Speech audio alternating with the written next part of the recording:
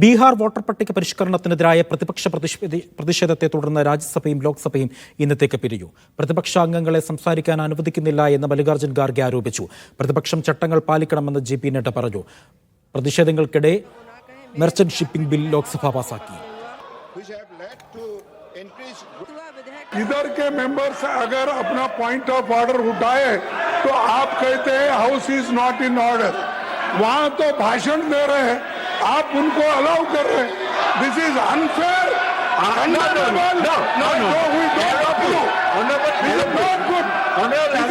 You should be fair. Allow both people. Arvind വിവരങ്ങൾ നൽകാനായി. Aravind, വിശദാംശം. Bihar voter പട്ടിക പരിഷ്കരണത്തിൽ പാർലമെന്റ് ഇരുസഭകളും പ്രക്ഷുബ്ധമാവുന്ന സാഹചര്യമാണ് ഇപ്പോൾ നിലനിൽക്കുന്നത്. തുടർന്ന് ഇന്ന് ഇരുസഭകളും പിരിഞ്ഞിട്ടുണ്ട്. നാളെ 11 മണിക്ക് സഭ വീണ്ടും ചേരുമെന്നതാണ് ഇപ്പോൾ വ്യക്തമാക്കിയിരിക്കുന്നത്. ഇന്ന് രാവിലെ തന്നെ പാർലമെന്റ് ആരംഭിച്ചപ്പോൾ വലിയ പ്രതിഷേധം പ്രതിപക്ഷത്തിന്റെ ഭാഗത്തു നിന്നുണ്ടായി. കൃത്യമായി ലോക്സഭയിലും രാജ്യസഭയിലും ഈ വിഷയം ചർച്ച ചെയ്യണമെന്ന് ആവശ്യപ്പെട്ടു. ലോക്സഭയിൽ നടുത്തളത്തിലടക്കം ഇറങ്ങിക്കൊണ്ടാണ് പ്ലക്കാർഡുകളുമായി പ്രതിപക്ഷം പ്രതിഷേധിച്ചത്. രാജ്യസഭയിൽ കൃത്യമായി നോട്ടീസുകൾ അടക്കം നൽകിയത്. പക്ഷേ ഈ നോട്ടീസുകളെല്ലാം രാജ്യസഭാ ഉപാധ്യക്ഷൻ തള്ളിയതോടുകൂടിയാണ് വലിയ പ്രതിഷേധം ഉയർന്നത്.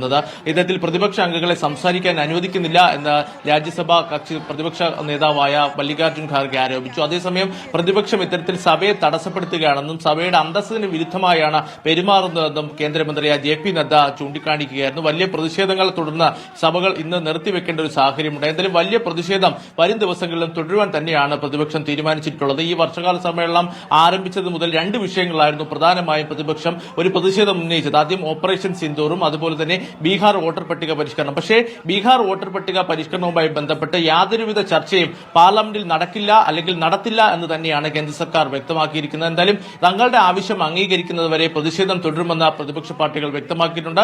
നാളെ പാർലമെന്റ് ആരംഭിക്കുമ്പോഴും പാർലമെന്റിന് പുറത്തും അതുപോലെ തന്നെ പാർലമെന്റിനുള്ളിലും പ്രതിഷേധം സംഘടിപ്പിക്കാൻ തന്നെ പ്രതിപക്ഷം തീരുമാനിച്ചിട്ടുണ്ട്. ശരി, പി ആർ അരവിന്ദാണ് വാർത്തയുടെ വിവരങ്ങൾ നൽകിയത്.